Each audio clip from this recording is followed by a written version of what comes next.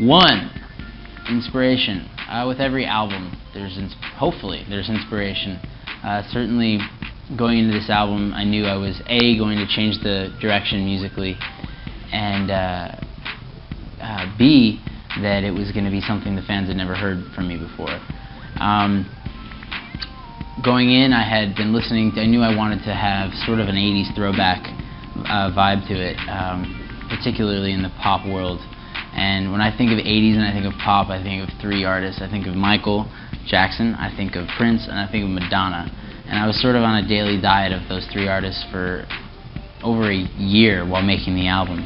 Two, the collaborators.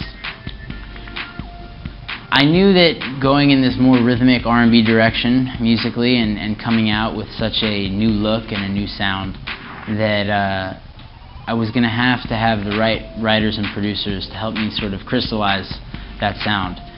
People such as Sean Garrett, one of the biggest hit makers in the last 5-10 years. Tricky and the Dream, who produced my first single, Leavin'. J.R. Rodham. The list goes on, and these are people that are very well known and well respected in the R&B world. Number three, off task.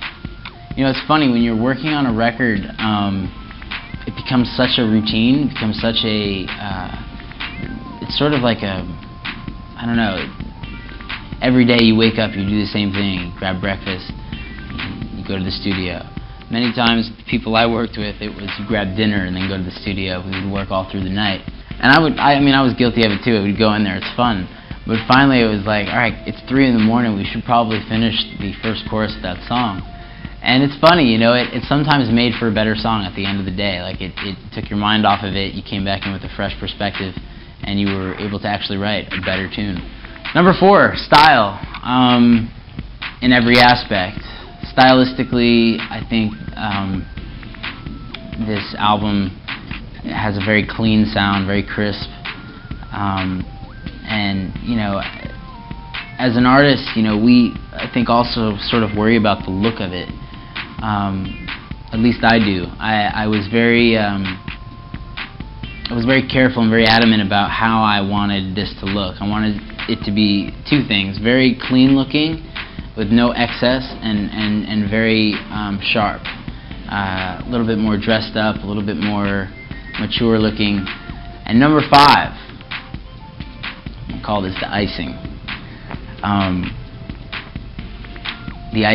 The icing on the cake was the last song that was recorded for the album. I had always felt like there was just one, for the last 4 or 5 months of making the record, it was like just one song that needed to be done, that just wasn't there.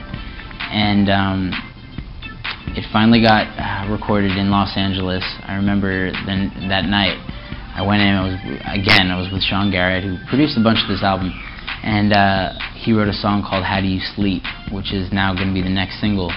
And it has this very regal sound to it, like very sort of like a marching band, like very anthemic, and very catchy, very melodic. And it was the icing on the cake. It was the song, once it had been written and recorded, it was the song that it made me realize that this album's finished, it's complete, after 2 years. And it was sort of a bittersweet feeling, because I was in the studio for so long and enjoying every minute of it, and then all of a sudden, like that, it was over. And that's when I realized it's on to phase 2, which was getting everyone to eventually hear it.